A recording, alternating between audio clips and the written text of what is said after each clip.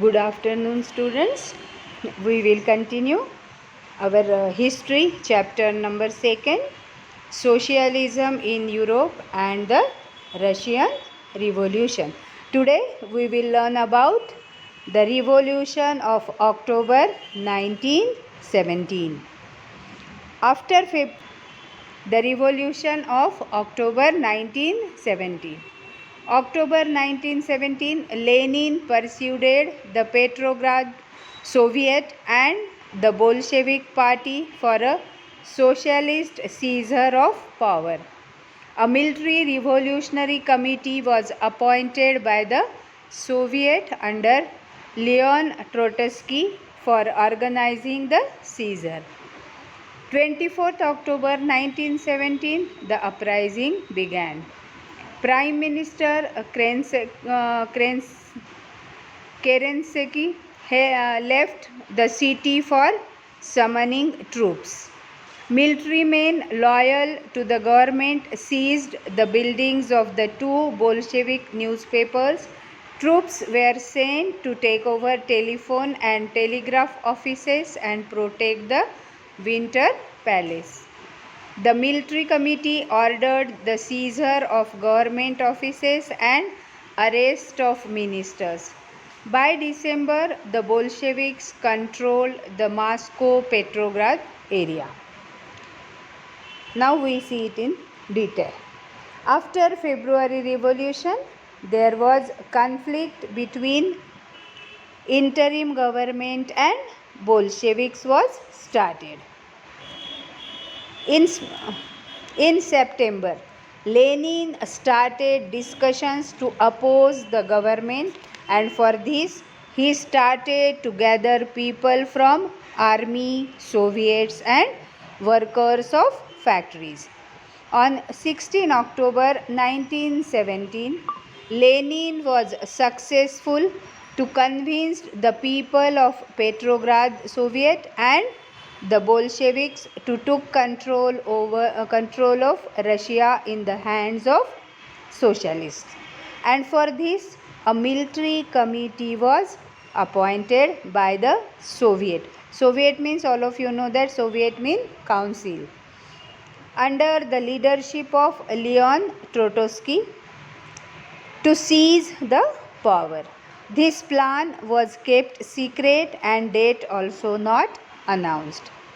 The uprising started on 24th October 1917. The Prime Minister knew that something went wrong, so he left the city to order the army troops. In military also, some people were loyal to king and some people were against the king. The loyal military people captured two buildings of Bolshevik newspapers. Two buildings, TWO2. Military people captured two buildings of Bolshevik newspapers. The people who were against the king ordered its supporters to capture government offices and arrest the government ministers. Same day, the fighter ship Aurora attacked Winter Palace by bombs and captured the various military points of government. At the end of the day, what happened? The city was under the control of Military Revolutionary Committee, means the army people who were against the government. And with this, the city was captured by the committee. At a meeting of the All Russian Congress of Soviets in Petrograd, majority people supported the Bolshevik action. Uprising took place in other cities also, and there was heavy fighting between government and revolutionaries. But by December, the Bolsheviks controlled the situation in Moscow and Petrograd area. Now we learn it in Hindi. अक्टूबर 1917 की क्रांति. अक्टूबर 1917 Lenin ने Petrograd Soviet और Bolshevik party को एक के लिए राजी किया कि सत्ता की समाजवादी सरकार बने। 24 अक्टूबर 1917 विद्रोह शुरू हुआ। प्रधानमंत्री केरेंस्की ने सैनिकों को बुलाने के लिए शहर छोड़ दिया। सरकार के प्रति वफादार सैनिकों ने 2 बोल्शेविकों की इमारतों को जब्त कर लिया। सैनिकों को टेलीफोन और टेलीग्राफ कार्यालयों पर कब्जा करने और रक्षा करने के लिए भेजा गया था। सैन्य समिति ने सरकारी कार्यालयों को जब्त करने और गिरफ्तार करने का आदेश दिया। दिसंबर तक बोल्शेविकों ने मॉस्को पेट्रोग्राद क्षेत्र को नियंत्रित कर दिया। अक्टूबर 1917 की क्रांति। जैसे जैसे अंतरिम सरकार और बोल्शेविकों के बीच क्या हुआ, टकराव बढ़ता गया, मतलब मतभेद बढ़ते गए। और क्या हुआ, सितंबर में लेनिन ने सरकार के खिलाफ विद्रोह के बारे में चर्चा शुरू कर दी। किसके साथ चर्चा शुरू कर दी, तो और किसको इकट्ठा किया, तो 16 अक्टूबर 1917 को लेनिन ने पेट्रोग्राद सोवियत और बोल्शेविक पार्टी को सत्ता पर कब्जा करने के लिए राजी कर लिया। और इसके लिए उन्होंने क्या किया, सत्ता पर कब्जे के लिए लियोन ट्रोट्स्की के नेतृत्व में सोवियत संघ की ओर से एक सैनिक क्रांतिकारी समिति का गठन किया गया। और ये जो क्रांतिकारी संगठन बना, इस बात को गुप्त रखा गया। और किस दिन ये होगा, उस डेट को भी गुप्त रखा गया। और 24 अक्टूबर 1917 को विद्रोह शुरू हुआ। और संकट की आशंका को देखते हुए प्रधानमंत्री केरेंस्की सैनिकों को इकट्ठा करने के लिए शहर से बाहर चले गए। अब क्या हो गया कि सेना में भी 2 गुट हो गए। एक गुट था जो सरकार का समर्थन करता था और एक गुट था जो सरकार का विरोधी था। तो अब हम देखते हैं कि जो सरकार के प्रति वफादार सैनिक थे, उन्होंने क्या किया, उन्होंने 2 बोल्शेविक अखबारों के दफ्तरों को अपने कब्जे में कर लिया और टेलीफोन और टेलीग्राफ दफ्तरों पर नियंत्रण प्राप्त करने के लिए और विंटर पैलेस की रक्षा करने के लिए सैनिकों को रवाना कर दिया गया। पर इसी बीच जो लोग सरकार के विरोधी थे, उन्होंने क्या किया, उनको कहा जाता था क्रांतिकारी समिति। क्रांतिकारी समिति ने भी अपने समर्थकों को आदेश दे दिया कि जितने भी सरकारी कार्यालय हैं उनके ऊपर हमला करो और जितने भी मंत्री है उनको गिरफ्तार कर लो। और उसी दिन क्या हुआ, अरोरा नामक युद्धपोत यानी क्या, पानी के अंदर से जो हवाई जहाज़ लड़ाई करता है उसको कहा जाता है युद्धपोत। तो अरोरा नामक युद्धपोत ने क्या किया, विंटर पैलेस पर बमबारी करना शुरू कर दिया। तो उससे क्या हुआ, और बाकी जो युद्धपोत थे वो नेवा नदी के रास्ते से आगे बढ़ते हुए जो सैनिक ठिकाने थे, मतलब सरकार के अंडर में जो सैनिक ठिकाने थे, उनको अपने कब्जे में करना उन्होंने शुरू किया। और रात तक पूरा शहर जो है वो क्रांतिकारी समिति के नियंत्रण में आ चुका। और मंत्रियों ने क्या कर दिया था, मंत्रियों ने उनके सामने आत्मसमर्पण कर दिया था, मतलब शरणागति दे दी थी। अब क्या हुआ, तो पेट्रोग्राद में अखिल रूसी सोवियत कांग्रेस की बैठक हुई। और उसमें बहुत बहुमत से लोगों ने बोल्शेविकों की कार्रवाई का समर्थन किया। और बोल्शेविकों ने क्या कार्रवाई की थी?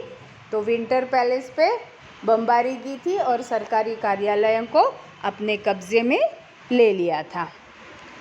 और अब क्या हुआ कि इसका असर बाकी शहरों में भी हुआ और बाकी शहरों में भी लोग सरकार के विरोध में बगावत करने लगे और दोनों तरफ से जमकर गोलाबारी हुई। दोनों तरफ से मतलब सरकार की तरफ से और क्रांतिकारी समितियों के बीच में झड़प हो गई और उसमें जमकर गोलीबारी हुई। पर दिसंबर आते आते ये जो बोल्शेविक थे उन्होंने मॉस्को में और पेट्रोग्राद इलाके में कब्ज़ा कर लिया या उनको अपने नियंत्रण में ले लिया, या दूसरे शब्दों में हम कहते हैं कि वहाँ पे उन्होंने अपना नियंत्रण स्थापित कर लिया या स्थिति को संभाल लिया। Now we learn about what changed after October. Results of the October Revolution. The Bolsheviks were totally opposed to private property. November 1917, most industries and banks were nationalized. Land was declared to be a social property and the peasants were allowed to seize the land of the nobility. Seized का मतलब seize means to capture the power. Large houses were partitioned as per the requirements of the family. The use of old titles by the aristocracy was banned. New uniforms were designed for the army and officials. The Bolshevik Party was renamed the Russian Communist Party. November 1917, the Bolsheviks conducted the elections to the Constituent Assembly. March 1918, despite opposition by their political allies, the Bolsheviks made peace with Germany at Brest-Litovsk. The Bolsheviks became the only party that participated in the elections to all Russian Congress of Soviets. Russia became a one-party state. Trade unions were kept under party control and the secret police punished those who criticized the Bolshevik. After October Revolution, many changes took place. The Bolsheviks were against the private property and most industries and banks were nationalized in November 1917. And land was declared social property and Bolshevik gave freedom to peasants to capture the lands of the nobility. They also strictly divided the large houses of people, and for this they partitioned houses according to the need of the family, and remaining part of houses were distributed to the people who were without houses. The Bolshevik also banned the use of the old titles of aristocracy, means the title given by the king or the government. They banned these titles. These changes were made by the Bolshevik and people can easily recognize these changes. For this they changed the uniforms of the army, people and officers. And for this a clothing competition organized in 1918. And through this competition they chose the Soviet hat known as Budionokva. The Bolshevik party was renamed, means they changed the name of the party. the Russian Communist Party. In November 1917, they conducted elections for Constituent Assembly, but they did not gain majority support.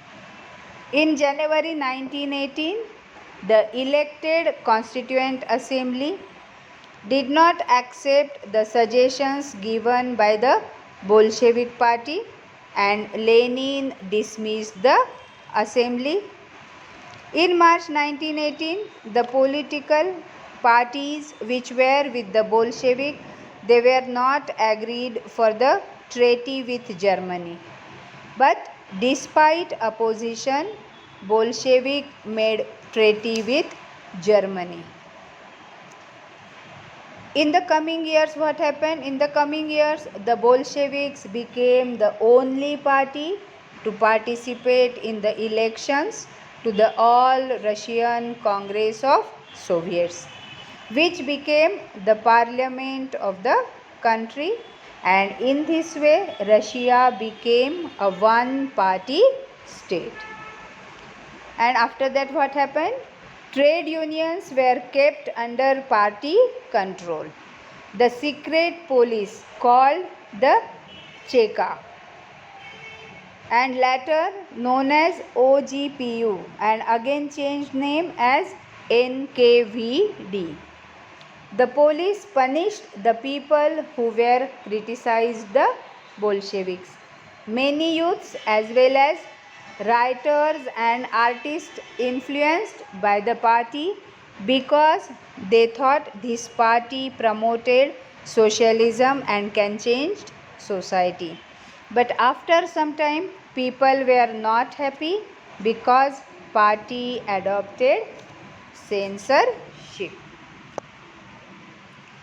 अक्टूबर क्रांति के परिणाम। Bolshevik निजी संपत्ति के पूरी तरह विरोधी थे। नवंबर 1917 अधिकांश उद्योगों और बैंकों का राष्ट्रीयकरण किया गया।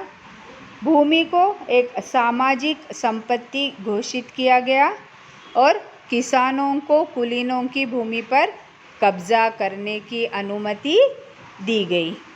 परिवार की आवश्यकता अनुसार बड़े घरों का बंटवारा किया गया।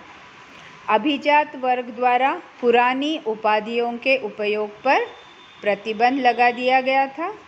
सेना और अधिकारियों के लिए नई वर्दी डिज़ाइन की गई। बोल्शेविक पार्टी का नाम बदलकर रूसी कम्युनिस्ट पार्टी कर दिया गया। नवंबर 1917 बोल्शेविकों ने संविधान सभा के चुनाव कराए। मार्च 1918 अपने राजनीतिक सहयोगियों के विरोध के बावजूद बोल्शेविकों ने ब्रेस्ट लिटोस्क में जर्मनी के साथ शांति स्थापित की और बोल्शेविक एकमात्र ऐसी पार्टी बन गई जिसने सोवियत संघ की अखिल रूसी कांग्रेस के चुनावों में भाग लिया। रूस एक दलीय राज्य बन गया। ट्रेड यूनियनों को पार्टी के नियंत्रण में रखा गया और गुप्त पुलिस ने बोल्शेविकों की आलोचना करने वालों को दंडित किया। अब हम इसको विस्तार से देखते हैं। अभी जैसे आपने देखा कि बोल्शेविक निजी संपत्ति के खिलाफ थे और उन्होंने क्या किया, ज़्यादातर उद्योगों और बैंकों का नवंबर 1917 में ही राष्ट्रीयकरण किया जा चुका था और ज़मीन को उन्होंने क्या कर दिया था, ज़मीन को उन्होंने राष्ट्रीय या सामाजिक संपत्ति घोषित कर दिया गया और किसानों को पूरी तरह से छूट दे दी गई कि वो क्या करें, कि वो ये सामंतों की या जो भी ये रईस लोगों की ज़मीनें हैं वो उन पर कब्ज़ा कर ले। और शहरों में बोल्शेविकों ने जिनके बड़े बड़े मकान थे उन मकान मालिकों को जितना उनको ज़रूरत है उतना हिस्सा उनके पास रखकर बाकी बचे हुए घरों को छोटे छोटे हिस्सों में बांटकर जिन लोगों के पास मकान नहीं थे उनको दे दिया गया। और सरकार द्वारा या राजा द्वारा जो पदवियाँ अभिजात्य वर्ग को दी गई थी उन पर इन्होंने रोक लगा दी। और ये जो उन्होंने परिवर्तन किए ये लोगों को आसानी से समझ में आ सके, इसलिए उन्होंने क्या किया, सेना और सरकारी अफसरों की वर्दियाँ बदल दी। और ये वर्दियाँ बदलने के लिए उन्होंने क्या किया, तो एक कंपटीशन क्या की गई, एक कंपटीशन आयोजित की गई और उसको क्या नाम दिया गया, परिधान प्रतियोगिता आयोजित की गई। और इसमें उन्होंने सोवियत टोपी जिसको वो कहते थे बुदियोनोव का चुनाव किया। और उन्होंने क्या क्या बदलाव किया, देखो, बोल्शेविक पार्टी का नाम बदलकर रूसी कम्युनिस्ट पार्टी रख दिया। और 1917 में संविधान सभा के लिए बोल्शेविकों ने चुनाव रखे, पर इस चुनाव में उनको बहुमत प्राप्त नहीं हुआ, तो लेनिन ने इसको बर्खास्त कर दिया। और मार्च 1918 में अन्य राजनीतिक सहयोगियों के असहमति के बावजूद बोल्शेविकों ने ब्रेस्ट लिटोवस्क में जर्मनी के साथ संधि कर ली। और इसका परिणाम क्या हुआ, तो आगे आने वाले सालों में बोल्शेविक पार्टी अखिल रूसी सोवियत कांग्रेस के लिए होने वाले चुनावों में हिस्सा लेने वाली अकेली एकमात्र पार्टी रह गई। आ रहा है ना बेटा समझ में। और इससे क्या हुआ कि रूस एक दलीय राजनैतिक व्यवस्था वाला देश बन गया। मतलब क्या कि चुनाव में सिर्फ एक ही पार्टी लड़ेगी, उसको कहा जाता है एक दलीय। तो रूस एक दलीय राजनैतिक व्यवस्था वाला देश बन गया। अब इसमें क्या, ट्रेड यूनियनों पर पार्टी का नियंत्रण रहता था। और गुप्तचर पुलिस जिसको पहले चेका और बाद में ओजीपीयू और बाद में एनकेवीडी का नाम दिया गया, ये क्या करते थे, तो बोल्शेविकों के खिलाफ जो लोग बोलते थे या उनके विरोध में बोलते थे या उनकी आलोचना करते थे, तो उन लोगों को ये क्या करते थे, सज़ा देते थे। बहुत सारे युवा लेखक और कलाकार भी पार्टी की तरफ आकर्षित हुए। क्यों? क्योंकि उनको ये लगता था कि ये पार्टी समाजवाद और परिवर्तन के प्रति समर्पित पार्टी है। पर क्या हुआ, लेकिन पार्टी द्वारा थोपी गई सेंसरशिप के कारण बहुत सारे लोगों का पार्टी से जो लगाव था वो कम होने लगा। आज के लिए